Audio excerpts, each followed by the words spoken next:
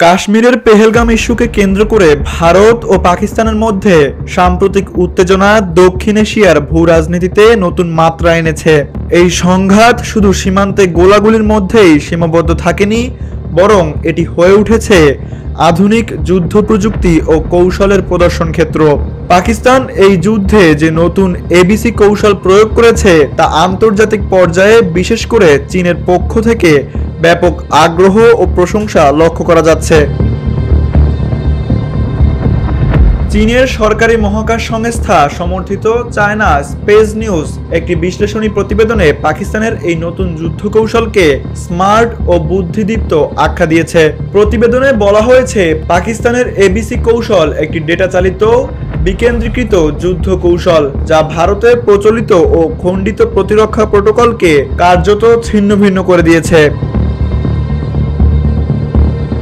এই এবিসি কৌশলে তিনটি স্তরের কার্যক্রম একসঙ্গে পরিচালিত হয়। প্রথমত, এ ইউনিট বা দল নির্ধারণ করে যুদ্ধক্ষেত্রের লক্ষ্যবস্তু। দ্বিতীয়ত, বি ইউনিট সরাসরি হামলা পরিচালনা করে সেই লক্ষ্যবস্তুর উপর, এবং তৃতীয়ত, সি ইউনিট পুরো অভিযান পরিচালনায় গাইড বা দিক নির্দেশনা দেয়। এই ত্রিস্তর বিশিষ্ট কৌশলের মাধ্যমে পাকিস্তান দাবি করেছে তারা ভারতের ৬টি যুদ্ধ বিমান ভূপাতিত করতে সক্ষম হয়েছে।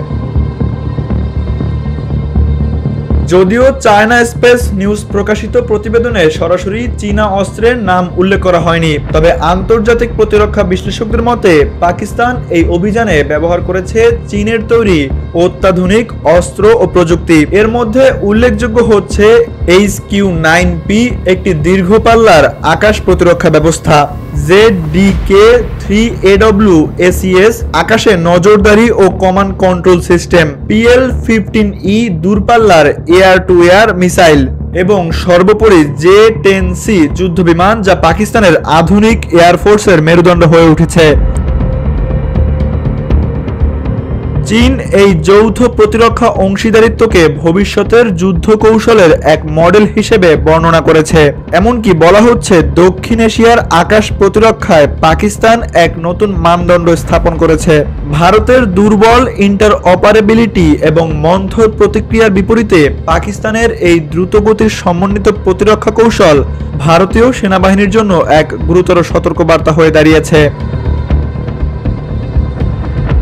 চীন পাকিস্তান প্রতিরক্ষা সম্পর্ক অবশ্য নতুন কিছু নয়, তবে কাশ্মীর সীমান্তে এই সংঘাতে চীনের এমন প্রশংসামূলক বক্তব্য কেবল সামরিক ক্ষেত্রেই নয়, কূটনৈতিক দিক থেকেও তাৎপর্যপূর্ণ।